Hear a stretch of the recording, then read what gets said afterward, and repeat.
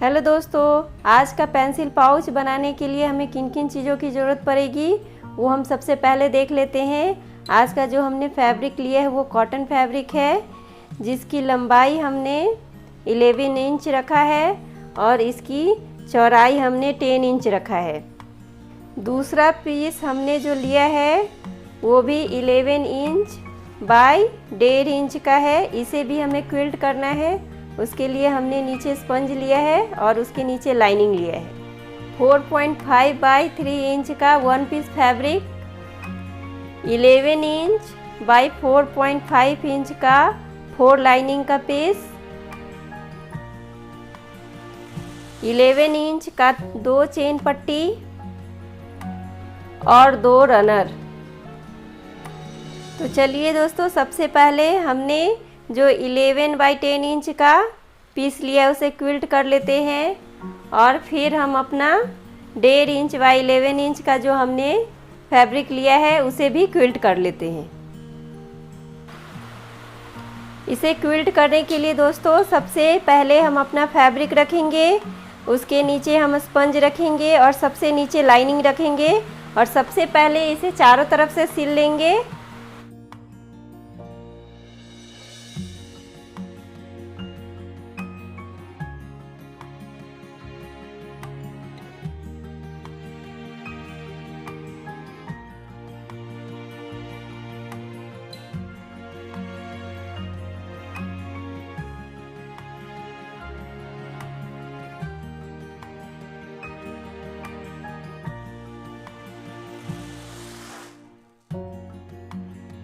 इस तरह दोस्तों हमने इसके चारों तरफ सिल लिया है। अब हम इसे इस तरह सिल लेंगे।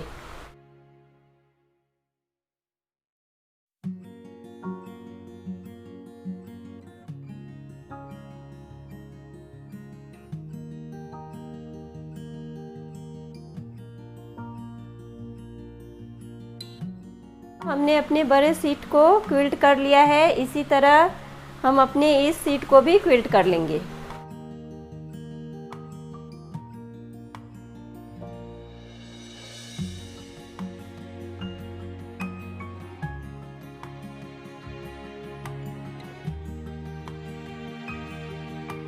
दोस्तों इस तरह हमने अपने दोनों सीट को क्विल्ट कर लिया है। दोस्तों हमने जो सीट तैयार किया है उस पे हम अपने 11 इंच के चेन पट्टी को रखेंगे और उसके ऊपर जो हमने 11 बाई 4.5 इंच का लाइनिंग लिया है उसे इसके ऊपर रख लेंगे।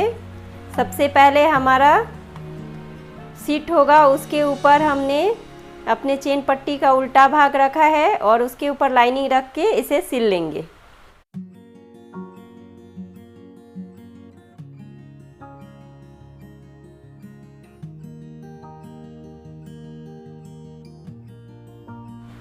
इस तरह दोस्तों हमने इस पे सिलाई कर लिया है। अब हम अपने लाइनिंग को पीछे कर लेंगे और अपने चेन पट्टी पे दाब सिलाई कर लेंगे।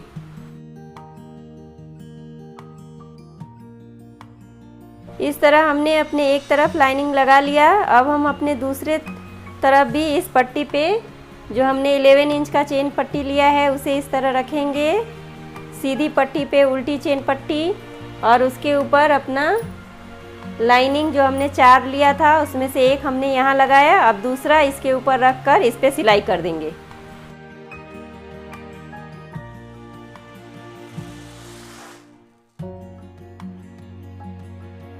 दोस्तों इस साइड भी हमने उसी तरह सिलाई कर लिया। अब इस लाइनिंग को भी हम पीछे कर लेंगे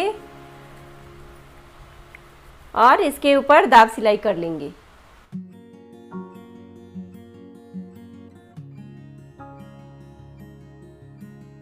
हमने अपनी इस साइड भी दाब सिलाई कर लिया है। इस तरह हमने दोनों तरफ चेन पट्टी लगा लिया है। अब दोस्तों इस तरह हमने अपने चेन पट्टी लगाने के बाद अब हमने जो 10 बाई 11 इंच का सीट तैयार किया है उसके ऊपर 11 इंच के तरफ से हम अपना 11 इंच का चेन पट्टी वाला सीट को इस तरह रख लेंगे। सीधी सीट पर उल्टी चेन पट्टी रख लेंगे और इसके ऊपर जो हमने लाइनिंग लिया है 4.5 बाई 11 इंच वाला उसको इस तरह रखकर इस पर भी सिलाई कर लेंगे।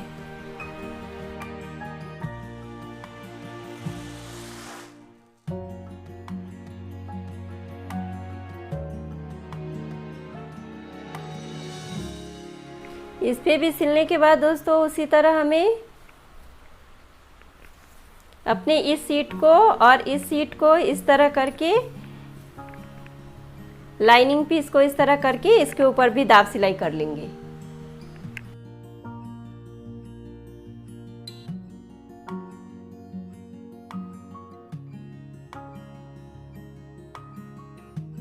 हमने इस पे भी दाब सिलाई कर लिया है।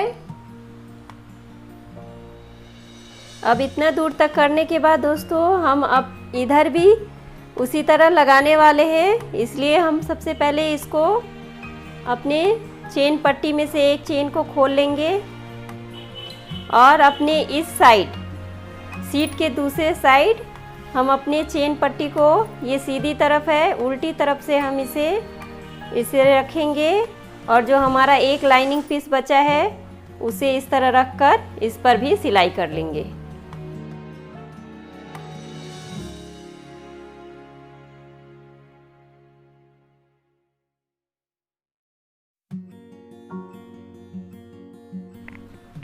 सिलाई करने के बाद दोस्तों उसी तरह हमें अपने इस पट्टी को, अपनी इस लाइनिंग को पीछे कर लेंगे और इसके ऊपर भी हम दाब सिलाई कर लेंगे।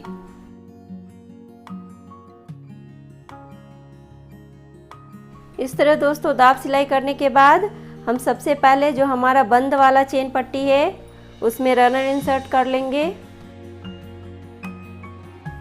हमने अपने बंद वाला चेन पट्टी में रनर इंसर्ट कर लिया है। अब हमारा जो खुला हुआ है चेन पट्टी उसमें भी हम रनर इंसर्ट कर लेंगे। तो हम अपना, ये चेन पट्टी उल्टा है हमारा, तो हम अपने चेन को, रनर को भी उल्टा ही रखेंगे और इसमें इंसर्ट करके एक बार निकाल लेंगे।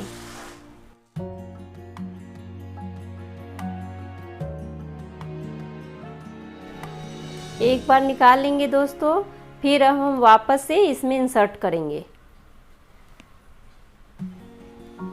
इस तरह दोस्तों हमने रनर इंसर्ट कर लिया। अब दोस्तों हमने जो अपना ये दोनों लाइनिंग है बीच का, चेन पट्टी के बीच का ये जो दो लाइनिंग है उसे इस तरह सिल लेंगे, इस साइड से भी और इस साइड से भी। बीच का साइड हम खुला छोड़ेंगे। इस तरह चेन तक हम इसे सिल लेंगे।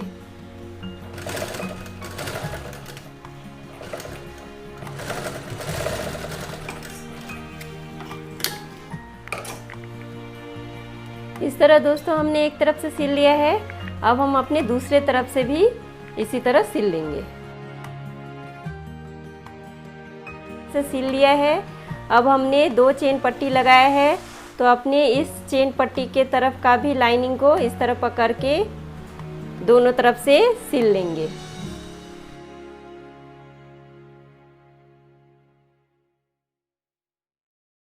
अपना दूसरा लाइनिंग भी दोनों तरफ से सिल लिया है और बीच में खुला है।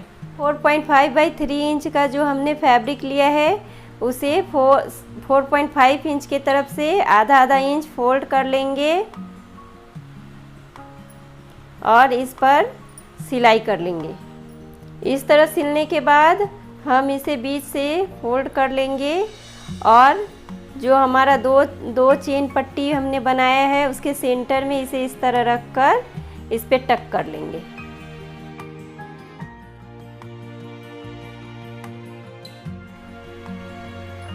इस तरह दोस्तों इसे हमने दोनों चेन पट्टी के बीच में टक कर लिया।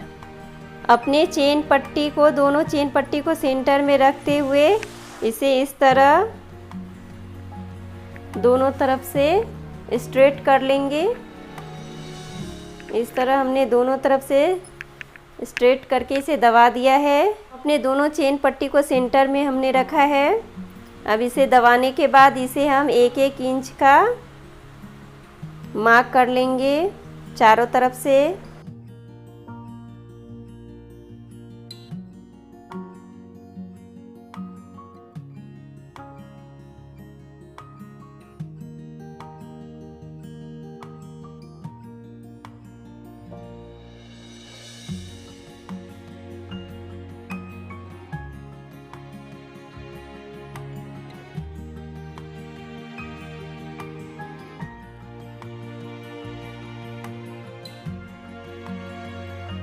हमने अपने चारों कॉर्नर पे 1-1 इंच का इस तरह मार्क लगा लिया है। अब हम सबसे पहले इसे इस दोनों भाग को, इस भाग को और इस भाग को सिल लेंगे।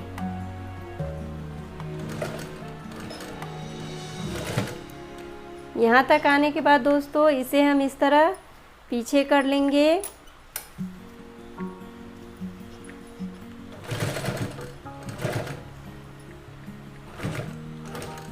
और फिर इसे अपनी लाइनिंग को पीछे कर लेंगे और फिर इस पे सिलाई कर लेंगे।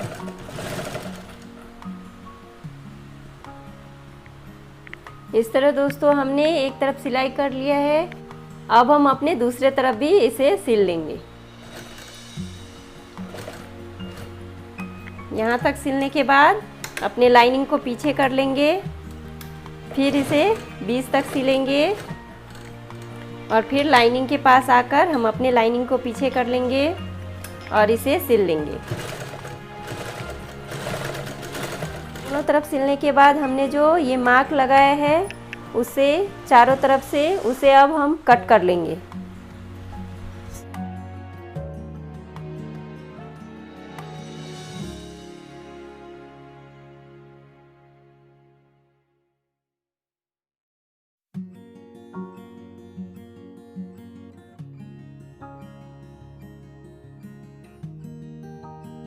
चारों कॉर्नर हमने कट कर लिया है दोस्तों। अब हम इसे इस तरह करके इस पर सिलाई कर लेंगे।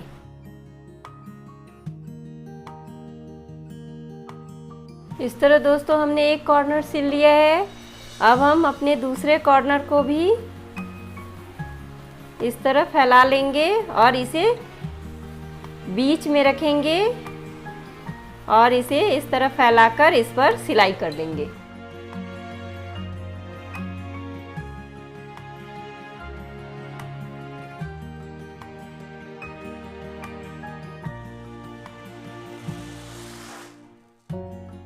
इस तरह दोस्तों हमने अपना चारों कॉर्नर सिल लिया है।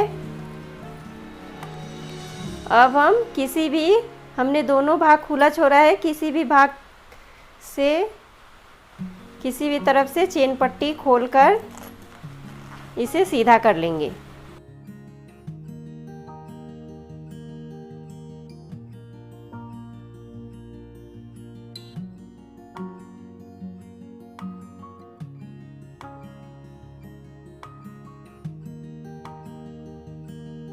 सीधा करने के बाद दोस्तों हमने जो अपना ये भाग खुला छोड़ा है उसे अंदर फोल्ड करके इस तरह फोल्ड करके इस पे सिलाई कर लेंगे।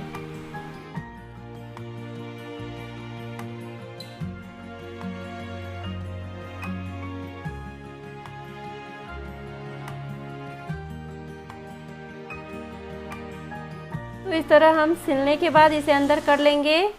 अब दूसरे तरफ भी हमने इसे खुला ही छोड़ा था, इसे भी फोल्ड करके आधा आधा इंच फोल्ड करके इस पे सिलाई कर लेंगे।